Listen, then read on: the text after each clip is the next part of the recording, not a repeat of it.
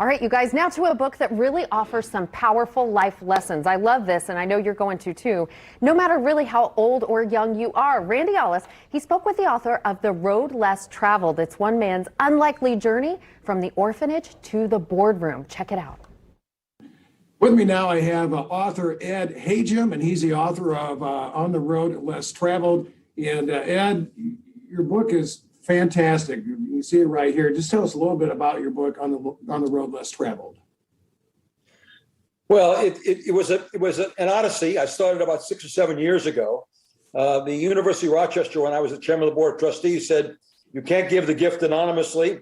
We've got to find out a lot about you. And simultaneously, my wife and my daughter, who was a writer, said, we got to put it down for the grandchildren and the great-grandchildren. So I started into it. And when I got the first galleys done, I sent them out to people and said, you can't just give this to family and friends. You've got to make this a real experience. So we got it done finally. It took a long time. And I believe that it will help people early in their life make decisions. Maybe my goal is this 16 to 25-year-old group to help them over a few of those early bumps, especially groups that come from underprivileged backgrounds. Yeah, and you came from an orphanage all the way to the boardroom in your book here. I mean, that's quite a climb up during your life. Yeah, I was very lucky, but I dedicated the book not only to my family, but to the University of Rochester and to Harvard Business School, as well as the United States of America. It's one of the few places that one can do that. And I've been very lucky all my life, but I found out that I want to communicate that anything is possible. For me, anything was possible. I mean, I started at age 28 when I left the Harvard Business School. I had negative net worth. I had to ask my first company to send me some money so I could travel across country. And so besides anything is possible, I want to know that education is the solution to almost everything. And that's another message I want to get. And finally, I do believe that you'll see in my book that partnership is important.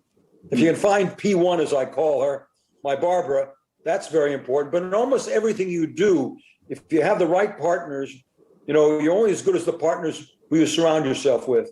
Yeah. And in my case, when I didn't have good partners or no partners, I didn't succeed. When I had the right partners, I did succeed. So that's one of the things I want to get across to people. Yeah, and I see here, Ed, too, you talk about finding that passion in life.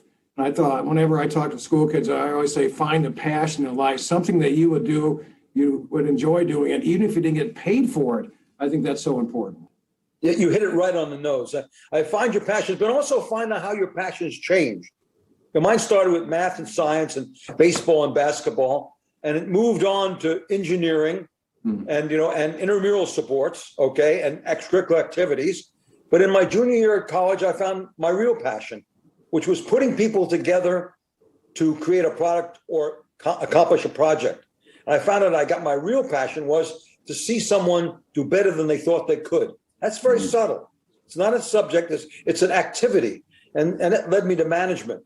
I mean, my engineering faded a little bit in my senior year. When I got in the Navy, I really enjoyed bringing the group together to get a job done. And my first jobs, I found that really turned me on, was to basically get people together and say, we're going to, take that hill. Yeah, and Ed, we have about a minute here left. I noticed you have the 4 Ps in life. Can you explain the 4 Ps here real quick? Well, I believe it's very important you have a conversation with yourself, and the 4 Ps are language. Find your passions, find your principles, then find your partners, and with those, find your plans. And in studying your plans, be cognizant of your context. In other words, what period of history you live in. Try to find a wave or a cycle or a trend or an unsatisfied need that you can get the wind at your back. But you need your passions and your principles. Try to marry those to some wave during your lifetime. And that's been my life. Okay, and real quick here, Ed, where can we find your book? Amazon, Simon & Schuster, and you go to my website, www.edhajim.com. I'm the only Hajim besides my children in the world. And I appreciate it. This is Ed Hajim, the author of On the Road Less Traveled. Thanks, Ed, for joining us here on Indie Style, and I wish you the very best. You've come a long way, and I'm sure you're going to keep going. Thank you, Randy. Thanks for taking the time. Really enjoyed meeting you. All right, thank you. Take good care. Have a great day.